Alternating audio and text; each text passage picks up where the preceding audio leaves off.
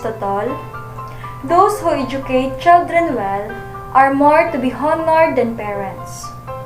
For this only give life those the art of living well. Have a pleasant day, everyone, most especially to all teachers who gathered this event, and also to all senior high school students. Before I'll start, please allow me to introduce myself first. By the way, I am Miss Julie Miduran, and I am here in front of you to share my thoughts about the rights and privileges of the teacher.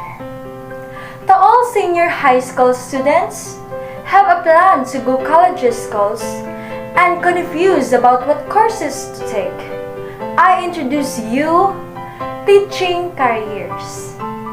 If your heart and mind tells you that you want to help a child along this path and to play a part in shaping a person they will be ultimately become. If you want to help a child struggling with low self-esteem and problem at home, that's you become a teacher and a teacher to encourage them, to help them realize their potential. School is a major part of our young lives. It is where we spend the majority of our time as youngsters. Students begin to develop relationships with people who have not been a part of their infancy. For someone who does not enjoy school, this put a damper on their relationship with others as well as their learning achievements in life. This is why I am here in front of you to encourage to all of you graduating students to become a teacher. You can develop learning atmosphere where children feel joy and security. I believe that enjoying and feeling that one belongs is an important part of education. Children with teachers the majority of the day. Children are influenced by what they see and what they were around. Not only are they teaching manners, sportsmanship, and self-worth. After having I learned the demands the learners, parents, school officials, the academic community, the larger community, and the state put on teachers. Let us discuss their rights and privileges. This is the time to begin my thoughts about the right and privileges of the teachers in the Philippines. Filipino teachers ought to be aware and knowledgeable of these well-deserved benefits. This is no other constitution in the history of the country that has given importance to teachers more than 987 Philippines Constitution. The 1987 Philippines Constitution states, the state shall enhance the right of teachers to professional advancement. It shall assign the highest budgetary priority to education to ensure that teaching will attract and retain its rightful share of the best available talents through adequate remuneration and other means satisfaction and fulfillment. Commonwealth Act 578 amended the revised Penal Code to include teachers, professors, and persons charged with supervision of public or duly recognized private schools, colleges, and universities within the term persons in authority. RA 4670, otherwise known as the Magna Carta of Public School Teachers, details the rights, privileges, and benefits of teachers such as: first, we have consents of transfer. Second, safeguards and disciplinary procedure. Third, no discrimination. 4. Married couples to be employed in the same locality. 5. Academic freedom. 6. Hours of actual classroom teaching. 7. Additional compensation for activities outside normal duties. 8. Salaries comparable to other occupations to ensure teachers a reasonable standard of life for themselves and their families. 9. Salaries appropriated by local government not to be less than those who pay to teachers of the national government.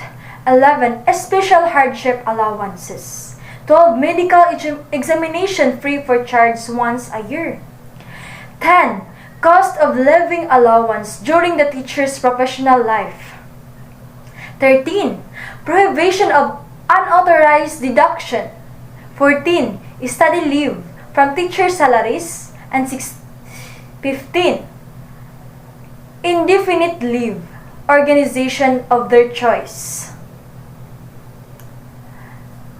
This show that the welfare of professional teachers has been given much attention. After all, this is no truth to what is often said about teachers, overworked and underpaid. Authority, respect, and protection.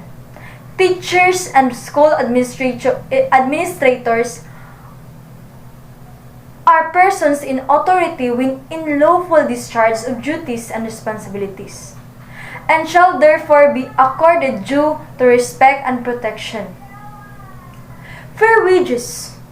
The state shall assign the highest budgetary priority to education and ensure that teaching will attract and retain its rightful share of the best available talents through adequate remuneration and other means of job satisfaction and fulfillment.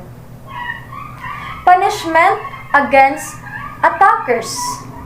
This imposes a penalty of imprisonment ranging from 6 months and 1 day to 6 years and a fine ranging from 500 to 1,000 pesos upon any person found guilty of assault upon those teaching personnel. Next, personal development. The state shall enhance the right of teachers to professional advancement. Then, freedom of expression. Free expression of opinions and suggestions. Then, labor group participation. Establish, join, maintain labor organization of their choice to promote their welfare and defend their interest. Next, free legal services to be provided with free legal services by the appropriate government office in case of public school personnel of the school authorities concerned in the case of private school personnel when charged in administrative, civil, or criminal proceedings by parties other than the school authorities concerned for actions committed directly in lawful discharge of professional duties and or in defense of school policies. Freedom from non-compensated mandatory assignment. Right to be free from compulsory assignment not related to the duties defined in their appointment or employment contract unless compensated thereof. Next, freedom from extraneous contributions. To be free from involuntary contributions except those imposed by their own organizations. The next one, right to intellectual property. And then career alternatives. Teachers shall be given opportunity to choose career alternatives for advancement. Educators in the Philippines deserve to be aware the benefits that are part and parcel of their role. Nonetheless, there is no doubt that the best privilege of teachers is having the influence to mold the young minds and the power to change the world for the better through the noble act of teaching. Eventually, the best part of becoming a teacher lets impart life lessons they will never forget and puts you in position to influence their decisions, behaviors, strengths, weaknesses, and imagination. Becoming a teacher lets you take part in shaping the next generation. Again, I am Julimiti Duran, and I thank you.